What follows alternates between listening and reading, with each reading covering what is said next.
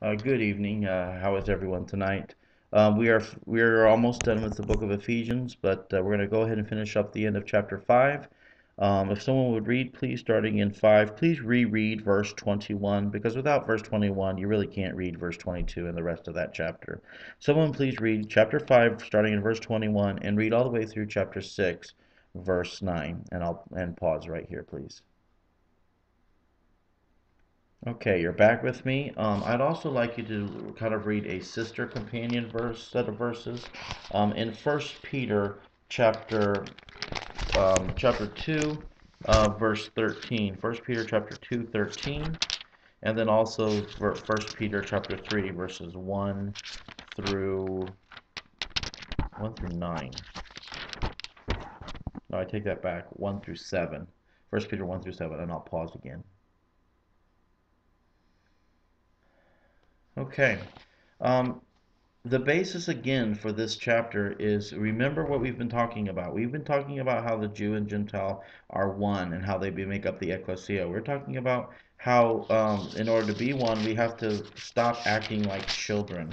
We have to be imitators of God. We have to be one in the Spirit. We have to basically follow the Torah. The Torah was given to us in order for us to understand what it means to be pleasing to God. It's not a precondition, like it's going to earn our salvation or anything like that. But in keeping of the Torah, we are fulfilling the two greatest commandments. One, that we are loving God with all of our heart, mind, and strength, but also that we're learning to love our neighbors as ourselves. The beginning of learning to love our neighbors as ourselves starts with the relationship between a husband and a wife. This husband and wife relationship takes us back to the whole concept of Adam and Eve in the garden before sin. This is the mystery that's referred to, talking about in verse 32. Verse 31 is the reminder that this all happens. That a man leaves his father and mother and be joined to his flesh. There are other cultures where the child and parental relationship outweighs the husband and wife relationship, but that is not the case in a godly marriage. In a godly marriage, and a godly living requires us that our first relationship is between husband and wife. But of course, the same thing is true between God and the ecclesia, that is our first relationship. And that is both the horizontal, the loving God, and the vertical, the loving our neighbors. It begins with these things, with husbands loving their wives. Now notice that the conditions that a wife that is given to the wife and the condition is given to the husband. The condition for the wife is to be subject to her husband in verse 22, and also in verse 33 that she should respect her husband. A similar verse in First Peter. In First Peter it says, just one second. In First Peter 3:1 it says, "Be submissive to your husbands."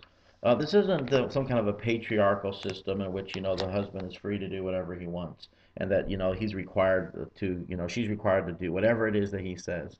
No, this is all done within the relationship of the Lord, and this is all done in the context of, and again, verse 21, that we are subject to one another in the fear of the Messiah. If your husband is abusing you, that is not an example of a fear giving into the fear of the Messiah, respect of the Messiah. A husband who is outside of bounds is not in a biblical relationship. There are things that must be done and other things that have to be figured out to restore a relationship like that. It doesn't mean that a wife just has to do whatever a husband says. Now, the condition for the husband, however, is much heavier. It is to love one's wife. Loving one's wife. I mean, I think of the five love languages. A husband's kind of required to know what does love mean to his wife.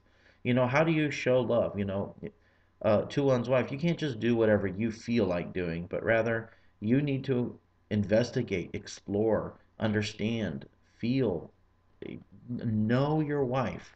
Know as in the idea of having a relationship with. To really know one's wife really does require one to have greater understanding and to really love. So for a man to love his wife really is a lot of work. It's not an easy thing. It's the same thing in the ultimate is that Messiah died for the church. The Messiah died for ecclesia. We as husbands need to be able to die, whether physically out of protecting our wives, or whether it is just mean dying into ourselves in order to show our wives how much we love them. This takes us back to that Adam and Eve's type of relationship, a type of relationship that is without sin.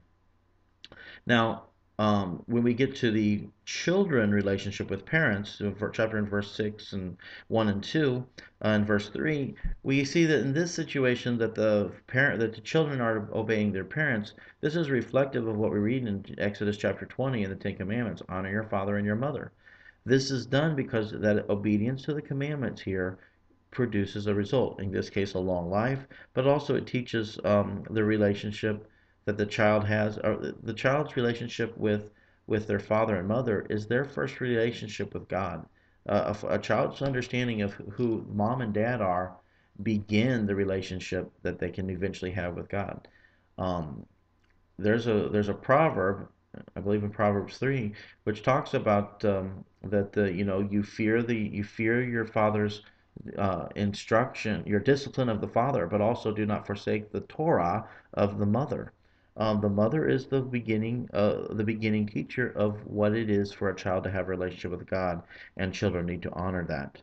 But also, fathers don't provoke the children. This is also, you just because you're a parent doesn't mean your child has to do everything you say or do everything you want them to do.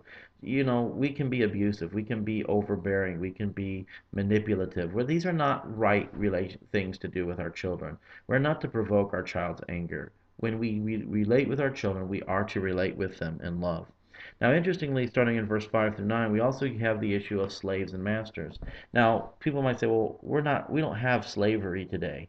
Well, that's not exactly the situation that's discussed here. Any kind of an employee-employer relationship, it fits into the same category. That, when we do our work for our bosses, we do our work for our clients, we do work for our students, whatever the case may be. When we work, we are to work with all of our heart. We are to work in a manner of love. We are to work in a manner that is pleasing to God, because our work produces an effect in the world that only God can do. So we are meant to work and to be submissive in that way. And the same thing, masters, similar to the husbands and similar to the fathers, they are not to be overbearing upon their employees. They are meant to show compassion and love for employees in the same way. Well, this kind of wraps up this particular section. Again, everything is wrapped up here in verse in 21 and 5:21, that we are to be subject to one another. In order for us to be one, we must lay something down. As wives, we must lay something down. As husbands, we must love. As masters, as servants, as children, as parents, in all of our relationships, we have to lay down something down and be submissive.